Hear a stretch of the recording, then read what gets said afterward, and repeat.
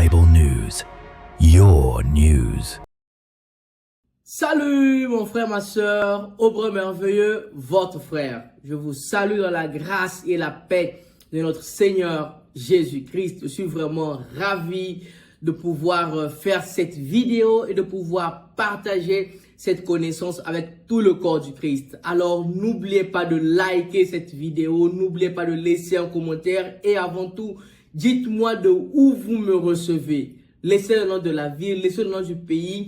Ça sera vraiment une joie pour moi pour savoir jusqu'à où ce message de Dieu est en train d'arriver. Et vraiment, n'oubliez pas de pouvoir partager cette vidéo. Vraiment, dans les commentaires, laissez-moi la ville d'où vous me suivez. Vraiment, c'est un grand plaisir pour moi de pouvoir partager cette connaissance et de pouvoir aussi édifier. Et si par exemple vous avez des doutes, vous avez des sujets ou par exemple même des textes bibliques auxquels vous voulez apporter de la lumière, laissez dans les commentaires. Vraiment, ça sera une joie pour moi de pouvoir apporter la lumière à ces sujets, car c'est le ministère que le Seigneur a ouvert mes yeux, de pouvoir aussi illuminer le peuple de Dieu. De la même grâce par laquelle il m'a atteint et que sa vérité m'a affranchi jusqu'au séminaire, j'ai pu faire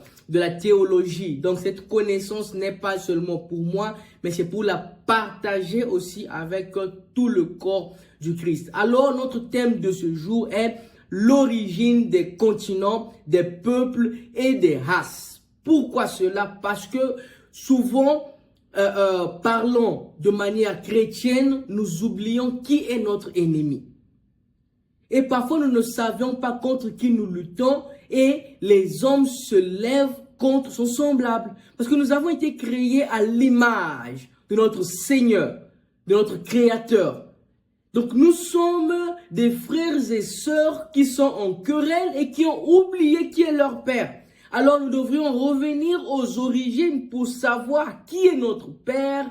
Nous sommes frères et sœurs et qui est le vrai ennemi de l'homme sur terre. Parce que ici sur la terre, il n'y a pas de seconde chance. Il n'y a qu'une dernière chance. Parce qu'il y a eu une chance dans le jardin d'Éden, la raison pour laquelle Dieu a créé l'humanité. Mais cette chance-là a été contaminée par le péché. Et ici, nous sommes le résultat de ces péchés. Mais c'est pas que Dieu a été pris au hasard, mais c'est parce qu'il sait toutes choses et il a tout planifié. Même avant de créer Adam, en sachant ce qu'Adam allait faire, le Seigneur Dieu a déjà planifié un plan du salut. Alors, l'origine des continents, des peuples et des races. Parce que nous sommes tous les fils d'un même père. Parce que la Bible n'est pas seulement un manuel scientifique ou anthropologique au sens moderne, mais elle contient de la révélation historique et théologique de l'origine des peuples. La Bible contient toutes choses, il y a les réponses à tout. Les grands thèmes des grandes choses existent dans la Bible. Selon Genèse 1 jusqu'à Genèse 11, toute l'humanité descend d'abord d'Adam et après le déluge, on a les trois fils de Noé qui vont repeupler la terre, qui sont Sem, Cam et Japheth, qui deviennent les ancêtres des nations du monde. Alors, pour continuer, les trois lignées de Noé selon la Bible, on a Sem qui va avoir Elam, Assur, Aspachet, Lud et Aham. Ils vont donner naissance aux peuples comme les Sémites, où on a les Hébreux, on a les Arabes, on a les Assyriens, on a en plus la région géographique où ces peuples vivent. On a par exemple le Proche-Orient, le Moyen-Orient, disons l'Asie mineure d'une manière un peu générale. Et on a Cam qui va donner naissance à Couch, à Misraïm, à Pouch et à Canaan. Ils vont occuper l'Afrique, plus principalement l'Égypte. Il y a l'Éthiopie aussi. Et on a Canaan qui va se situer vers la région de la Palestine. Et la région continentale, on peut parler de l'Afrique et aussi une partie de l'Asie. Et on a Japheth. L'ordre croissant, c'est d'abord Cam est le dernier. D'accord? Donc ici, là, j'ai pas utilisé dans l'ordre croissance des enfants. On a Japheth. Japheth va donner Gomer, Magog, Madoi, Javan, Tabal, Méchec et Tiras. Ils vont occuper l'Europe, hein, et la partie indo-européenne. Il y a la Grèce et il y a le secteur des Mèdes aussi. D'accord? Donc, on a aussi là l'Europe et une petite partie aussi de l'Asie. D'accord? La partie nord-est de l'Asie. Alors, si on voit la répartition continentale de ces peuples, commençons par Cam. D'accord? Cam a donné naissance à Cush parce que, avant tout propos, pour ceux qui sont connaisseurs de l'histoire, ils savent que la civilisation a commencé en Mésopotamie.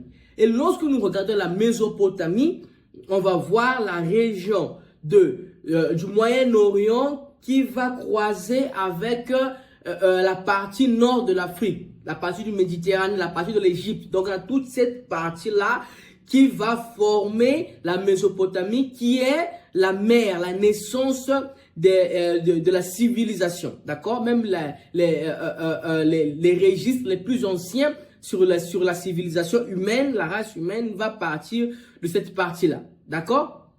Donc, on a Cush, là je parle de Cam, on a Cush qui est l'ancêtre des Éthiopiens, des Nubiens qui occupent actuellement le Soudan. Ça, on va voir ça dans Genèse, le chapitre 10, d'accord, à partir du verset 7. Et on a Misraïm, d'accord, qui est l'ancêtre des Égyptiens, ok. On a Push, qui est l'ancêtre probable des peuples de Libye ou de l'Afrique du Nord, d'accord. On a là l'Afrique du Nord, et après, ils vont évoluer au-delà du désert de Sahara. Et on a Cam, qui est l'ancêtre des Cananéens, qui vont occuper la partie de la Palestine, mais aujourd'hui, disons, on les considère disparus, d'accord? Et on a les races associées à Cam, on a les Noirs africains et des peuples hamitiques, d'accord? Donc, des Égyptiens, des Éthiopiens, des Libyens et des Berbères anciens, ok? Et on a Sem. Sem, le région géographique, on va prendre la région de l'Asie, d'accord? Donc, disons des peuples sémites, quoi, d'accord? Donc, on a d'abord Arpachad, qui est de la lignée d'Abraham, d'où viennent les Hébreux, les Arabes, les Israélites, et cela, on trouve ça dans Genèse, le chapitre 11. En plus, on a Elam, qui est l'ancêtre des Élamites, ok, qui sont des Perses, ok, la partie aujourd'hui actuellement occupée par l'Iran. On a Assur, qui est l'ancêtre des Assyriens, la partie où il y a l'Irak. Et on a Aham, qui est l'ancêtre des Araméens, d'accord, là où se situe actuellement la Syrie. Et des races associées, ce sont les Sémites, ok, qui occupent tout le Moyen-Orient, ok. Et on a les peuples comme les Juifs, on a les Arabes, on a les Assyriens, on a aussi les Syriens et les Perses qui vivent en Iran actuellement. D'accord? Pour on a Japheth. Japheth qui va occuper la région de l'Europe. D'accord? Et Japheth va avoir comme descendant Gomer qui va être l'ancêtre des peuples germaniques. D'accord? De l'Europe centrale, de l'Allemagne. Ok? En plus, on a Magog, Machek et Tabal qui vont être les ancêtres des peuples slaves. Là, on a la Russie, on a l'Ukraine, ok? Et on a Javan, ok, ou Javan, qui va être l'ancêtre des Grecs. Et on a Tiras, pour terminer, qui va être l'ancêtre des peuples de l'Europe de l'Est, ok? De sud-est de l'Europe, d'accord? Et les races associées sont des personnes blanches, ok, ou de manière scientifique caucasienne, d'accord? Donc on a les Grecs, les Romains, les Slaves, les Germains, ok, et les Scandinaves, d'accord? Donc de manière biblique, les peuples et les nations, on a dans Genèse 10, d'accord, on va parler de 70 nations. et qui vont être issus à partir des 3 enfants de Noé. Parce que même le déluge, bibliquement, explique exactement la dérive des continents. Parce que dans l'histoire, on apprend qu'au départ, la Terre était un globe, plus connu comme la Pangée. Mais après, il y a eu dérive des continents. Et lorsqu'on lit dans la Bible, en Genèse, lorsqu'on étudie même l'histoire du déluge, on voit réellement que c'est après que la terre a séché qu'il y a eu cette séparation des continents. Mais au départ aussi, la distance des continents n'était pas comme on la voit aujourd'hui. D'accord? Parce qu'aujourd'hui, par exemple, même étant dans un monde modernisé et globalisé, il y a des parties littéralement difficiles à naviguer au moment où, à l'époque, c'était facile. Même par exemple, lorsqu'on lit les voyages de l'apôtre Paul, ces voyages missionnaires, on voit que tout c'était fait en bateau et il y avait une proximité. Ok? Aujourd'hui déjà, il y a une grande difficulté de navigation sur ces voies-là. Mais la Bible va prouver son authenticité. La Bible va prouver sa fiabilité. D'accord? Donc, on va voir que la plupart des peuples, disons tous les peuples, vont descendre des enfants de Noé après le déluge. Même par exemple dans Acte 17, le verset 26, il est écrit: il a fait que tous les hommes sortis d'un seul sang habitent sur toute la face de la terre. Donc là, l'apôtre, la Bible fait référence à Adam. Ok? Et d'Adam, nous sommes tous descendus. D'accord? Donc, quels sont les points solides à garder, bibliquement parlant? D'accord? On a l'unité raciale de l'humanité. Donc, on voit que le Seigneur, il a fait que la race humaine avec des diversités ethniques. Parce que c'est Dieu qui a créé l'homme à son image. Donc, toute l'humanité vient d'un seul sang, comme je viens de le lire dans Acte 17, le verset 26. Et on voit aussi que la diversité a été voulue par Dieu après Babel. Parce que l'unité humaine qui a fait de sorte qu'ils s'unissent pour oublier le Dieu créateur, ils ont voulu être supérieurs sur terre. Et Dieu, par la grâce, il a créé des cultures, des langues et des nations et les a diversifiées et reparties sur la terre. Et on voit aussi que les enfants de Noé sont les principaux ancêtres des continents. D'accord? Donc c'est une base biblique qui est confirmée par la géographie biblique et les peuples actuellement parlant. Donc ça nous sert parfois de suivre des personnes qui vont critiquer la Bible, qui vont parler du mal de la Bible au moment où ils ne connaissent même pas l'origine de la Bible, ni qui a écrit la Bible, sont combien d'auteurs auparavant. Laissez-moi en commentaire si vous savez combien d'auteurs a la Bible et combien de livres contient la Bible. Je serais vraiment ravi de lire cela et n'oubliez pas de liker la vidéo, n'oubliez pas de partager cette vidéo et que le corps de Christ soit édifié. De partout où vous me recevez, que la grâce de l'Éternel puisse vous atteindre. D'accord? Et aussi, on a Israël au cœur du plan de la rédemption de Dieu. Lorsque je parle toujours d'Israël, j'ai toujours un sentiment d'éclaircir un point clé. Le point de l'élection d'Israël. L'élection d'Israël ne favorise pas Israël et n'exclut pas les autres peuples de la terre.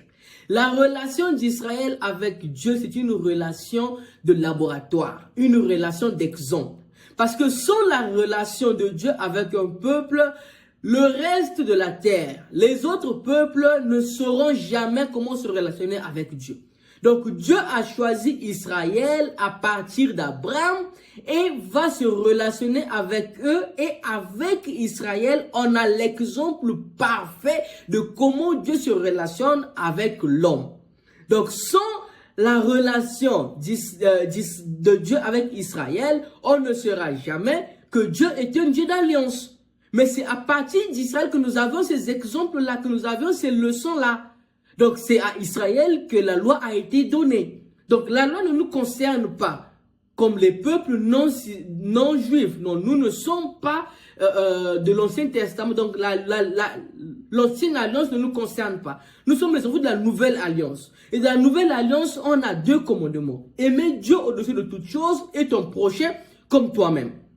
Donc, Israël n'est pas le préféré de Dieu. Mais Israël est l'accomplissement véritable de l'alliance de Dieu. Parce que c'est la promesse que Dieu a faite à Abraham. Donc avec Israël, on voit comment Dieu est fidèle. Parce qu'avec Israël, on voit que Dieu a promis à Abraham que de toi, à partir de toi, toutes les nations de la terre seront bénies. Mais on voit que cette alliance a été accomplie, a été honorée. Et il y a eu des promesses. Donc c'est à partir de la relation d'Israël et Dieu où on voit que le Seigneur, il est fidèle. C'est un Dieu qui accomplit toujours ses promesses. Parce que si c'était avec un autre peuple aussi, Dieu aurait enregistré cela et on l'aura su aujourd'hui. Donc Israël n'est pas l'ennemi du peuple chrétien. Non, Israël est le peuple auquel Dieu a montré à l'humanité son visage et son caractère, et il accomplit la promesse du Messie à travers Israël. Mais dans le Messie, on voit que la promesse est le salut de toute nation. Parce que lorsque le Seigneur il dit, je suis venu pour les brebis égarées d'Israël, c'est par rapport à l'alliance faite à partir d'Abraham. Mais après cela, on voit en Matthieu 28, il dit, allez-y, faites de toutes les nations des disciples, les baptisants, les enseignants, parce que le plan du salut concerne l'humanité. D'accord? Donc, on voit par exemple dans l'Apocalypse 7, le verset 9, il est écrit, une foule de toutes les nations, tribus, peuples et langues. Donc, on ne voit pas seulement le salut réservé pour Israël, mais on voit une foule, parce que c'est en Jésus que nous avions le salut. Et dans le Christ, toutes les races sont appelées à devenir le seul peuple de Dieu. Et la Bible déclare, il nous appelle de nations élues. Donc, un peuple saint, exclusif, à partir du salut. Donc, Israël n'a pas une grâce, disons, supérieure à la nôtre. Non. C'est à partir de la relation d'Israël avec Dieu que nous sommes introduits aussi dans l'alliance nouvelle. Et une petite curiosité, vous allez voir, je n'ai pas parlé d'Amérique. Alors, les Amériques à la lumière de la Bible et de la science. Pourquoi l'Amérique ne figure pas dans la Bible? C'est très simple. Si nous sommes des personnes un peu accros à la science, on va comprendre que la Bible a été révélée dans un contexte géographique limité, qui est le Proche-Orient. Donc, Israël, on a l'Égypte, on a la Mésopotamie, les Perses, Rome. Donc, c'est une région un peu stricte. Et l'Amérique était un peu inconnue par rapport aux auteurs bibliques, car elle était séparée par des océans. D'accord? Donc, cela n'exclut pas que les peuples d'Amérique descendent aussi des enfants de Noé.